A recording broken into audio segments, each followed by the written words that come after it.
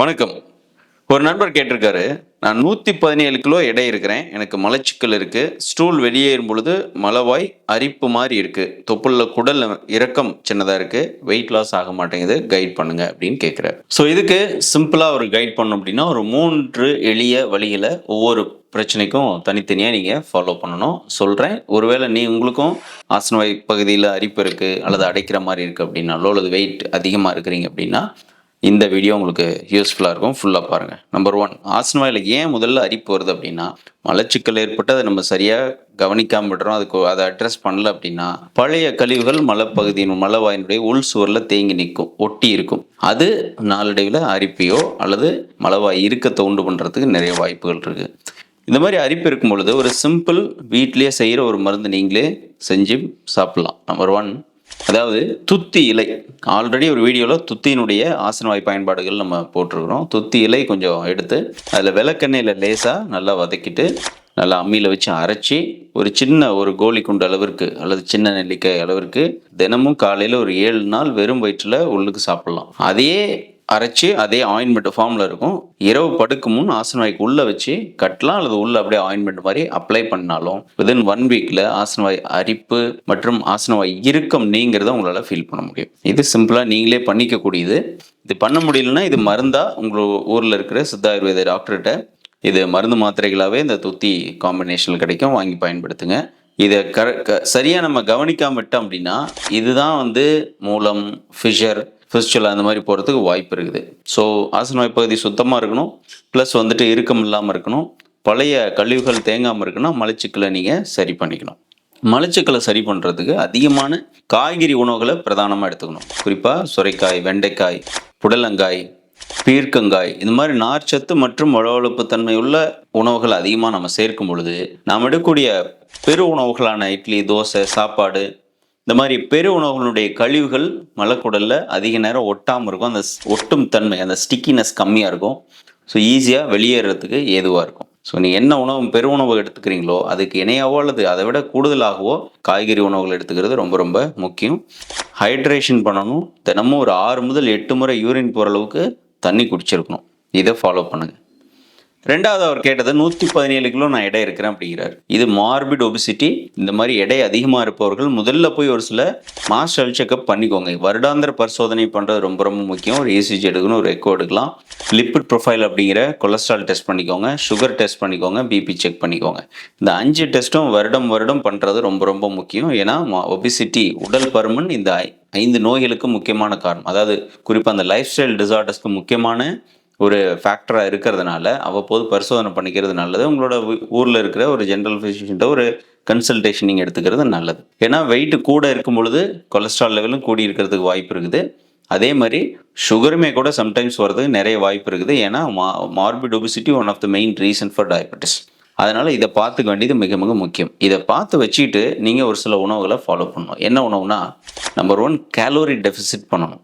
இந்த எடை குறைக்கணும்னு முதல்ல நீங்கள் முயற்சி பண்ணாலே முதல்ல நீங்கள் செய்ய வேண்டியது டெய்லி எடுத்துக்கிற உணவில் எவ்வளவு கலோரி நமக்கு கிடைக்குதோ அதை பெருமளவு கம்மி பண்ணுறது தான் கலோரி டெஃபிசிட். இதுக்காக நம்ம பட்னியாக கிடைக்க தேவையில்லை. நிறைய பேர் இதுக்காக ஒரு வேளை சாப்பிட்டு 2 வேளை சாப்பிடாமே இருக்கிறேன் அப்படி சொல்கிறாங்க. அது தவறான அணுகுமுறை. அப்படி பண்ண தேவையில்லை. 3 வேளை ஆகாரம் எடுக்கலாம். அந்த 3 வேளை ஆகாரத்தினுடைய தன்மையில் மாற்றத்தை ஏற்படுத்தணும். அதுக்கு ஒரு சிம்பிளான ஒரு வெயிட் லாஸ் டயட் அப்படின்னு பார்த்தீங்கன்னா, காலை உணவில் நீங்கள் தவிர்க்க வேண்டியது தோசை, இட்லி, சப்பாத்தி, சோறு, இந்த மாதிரியான அதிகமான கலோரி உள்ள உணவுகளை முற்றிலும் தவிர்க்கிறது ரொம்ப நல்லது. சுகர் முற்றிலும் அவாய்ட் பண்ணுங்க. ஒரு 6 மந்த்ஸுக்கு சர்க்கரை சத்து எதுவும் கொடுக்காதீங்க. நாட்டு சர்க்கரையோ ஒயிட் சுகரோ எதுவாக இருந்தாலும் சரி, இனிப்பை பெருமளவு தவிர்க்கிறது நல்லது. இதை ஃபஸ்ட்டு பண்ணிட்டீங்களாலே, இந்த அவாய்ட் பண்ண வேண்டியதெல்லாம் பண்ணி வாழ்ந்தீங்க அப்படின்னாலே ஒரு 6 மாதத்தில் 10 கிலோ வரைக்கும் கூட நிறைய பேர் இதில் குறைக்க முடியும். இந்த தோசை, இட்லி இதுக்கு ஒரு சிறந்த மாற்று என்னவாக இருக்கும், ஆல்டர்னேட் என்ன இருக்கும், கலோரியும் கம்மியாக கிடைக்கணும் அப்படின்னா காலை உணவில் கட்டாயம் சிறுதானிய சோறாக எடுத்துக்கிறது தான் நல்லது. இது பல வீடியோக்கள் நம்ம ஏற்கனவே சொல்லியிருக்கணும். திணை சோறாக எடுத்துக்கலாம், சாமை அரிசி சோறாக எடுத்துக்கலாம், வரகரிசி சோறாக எடுத்துக்கலாம், குதிரைவாளி சோறாக எடுத்துக்கலாம், பனிவரகு சோறாக எடுத்துக்கலாம். இதெல்லாம் சோறாகவே பொங்கி காலை உணவில் எடுத்திங்கன்னா நீங்கள் ஏற்கனவே சாப்பிட்டுட்டு இருக்கிற உணவில் இருந்து கிட்டத்தட்ட 40% கலோரி இதெல்லாம் நீங்கள் குறைக்க முடியும். 5 இட்லி சாப்பிட்றீங்க அப்படின்னா அதில் கிடைக்கிற கலோரியை விட நீங்கள் 1 கப் அளவுக்கு சிறுதானிய சோறு எடுத்திங்கன்னா கிடைக்கக்கூடிய கலோரி 60% தான். 40% நீங்கள் அதிலேயே குறைக்க முடியும்.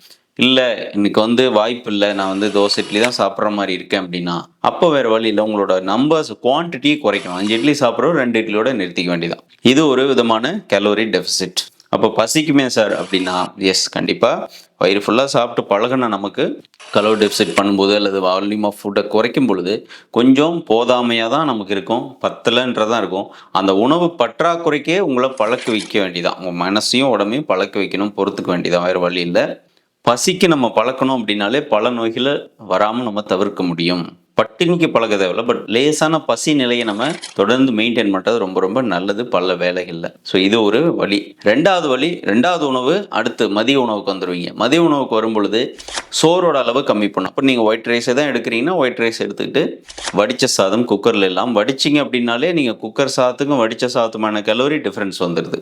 அப்போ அந்த வடித்த சாதம் ஒரு சின்ன கப் அளவுக்கு எடுத்துக்கணும்னா அதுக்கு 2 மடங்கு ஏதாவது ஒரு காய்கறி எடுத்துக்கணும்.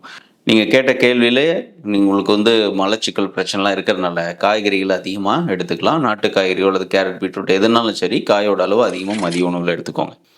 இதில் ரொம்ப முக்கியமாக 3வது வேளை உணவு தான். இரவு உணவு தான் வெயிட்டை பெருமளவு கம்மி பண்ண போகுது. ஏன்னா நிறைய பேர் வெயிட் கெயின் ஆகிறதுக்கு இந்த இரவு சாப்பாடு முக்கியமான காரணியாக இருக்குது. காலை மதியம் கூட அரைகுறையாக சாப்பிட்றாங்க, நைட்டில் பார்த்தா ஃபுல் கட்டு கட்டிடுறாங்க. அப்போ என்ன ஆகும், நம்ம எந்த ஆக்டிவிட்டியில் சாப்பிட்றோம் அப்படியே தூங்கிடுறோம் போது ஆப்வியஸாக அது வந்து அந்த கேலோரி லோட் ஆகும், உள்ள நிறைய லிப்பிட்ஸ் ஃபார்ம் ஆகும், உங்களுக்கு வந்து ஆட்டோமேட்டிக்காக வெயிட் கெயின் ஆகத்தான் செய்யும். அப்போ இரவு உணவில் ரொம்ப ஏதாவது ஒரு நம்பரில் மட்டும் தோசை இட்லியோ சப்பாத்தி நீங்கள் என்ன சாப்பிட்டல ஏதாவது சிங்கிள் நம்பரில் ஒற்றை எண்ணில் மட்டும் ஒன்று சாப்பிட்டுட்டு மீதிக்கு புரத உணவு இரவில் எடுத்துக்கலாம். தாவர புரதமாகிய பாசிப்பயிறு சுண்டல் அல்லது சன்னா, கொண்டைக்கடலை, டபுள் பீன்ஸ், கிட்னி பீன்ஸ், தட்டைப்பயிறு, குறிப்பாக எடை குறைப்பு கொள்ளு வாரத்தில் 2 முறையாவது 2 இரவாவது கொள்ளு வந்துட்டு ஒரு பவுல் அளவுக்கு சுண்டல் மாதிரி செஞ்சு எடுத்துக்கலாம். கொள்ளு கஞ்சி எடுத்துக்கலாம். இது கூட நீங்கள் இரவுலையும் ஏதாவது ஒரு சுண்டலோ பொரியலோ அந்த மாதிரி ஏதாவது கூட்டு மாதிரி காய்கறிகளும் ஆட் பண்ணிக்கலாம். ஸோ இந்த மாதிரி எடுத்து பழகுனீங்க அப்படின்னா, அஃப்கோர்ஸ் இந்த மாதிரி சொன்ன உடனே சொல்கிறாங்க, சார் ஒரு தோசைலாம் சாப்பிட்டு எப்படி சார் என்னால் நைட்டு தூங்க முடியும் அப்படின்னு கேட்குறீங்க. ஆனால் அதை ப்ராக்டிஸ் பண்ணவங்க எனக்கு சொன்ன ரிசல்ட் என்ன அப்படின்னா, எனக்கு ரொம்ப சுறுசுறுப்பாக இருக்குது. இப்போ எனக்கு ஃபஸ்ட்டு ஒரு 1 வீக் எனக்கு கஷ்டமாக இருந்தது, இப்போ நல்லா தூக்கம் வருது, அந்த ஹெவினஸ்ஸு ஃபுல்னஸ் இதெல்லாம் எதுவுமே கிடையாது, வயிறு சின்னதாகுது, நம்ம பெருசாக அப்படியே ஊதிக்கிட்டு இருந்ததெல்லாம் உள்ளே போயிடுச்சு, மலச்சிக்கல் எனக்கு இல்லை, இப்போ கம்ப்ளீட்டாக ஒரு நியூ லைஃப்பில் நான் ஃபீல் பண்ணுறேன் அப்படின்னு தான் ரிசல்ட் சொல்கிறாங்களே தவிர, பண்ணாதவங்க தான் இந்த மாதிரி இது எப்படி பண்ணுறதுன்ற கேள்விகளோடு கேட்குறாங்க.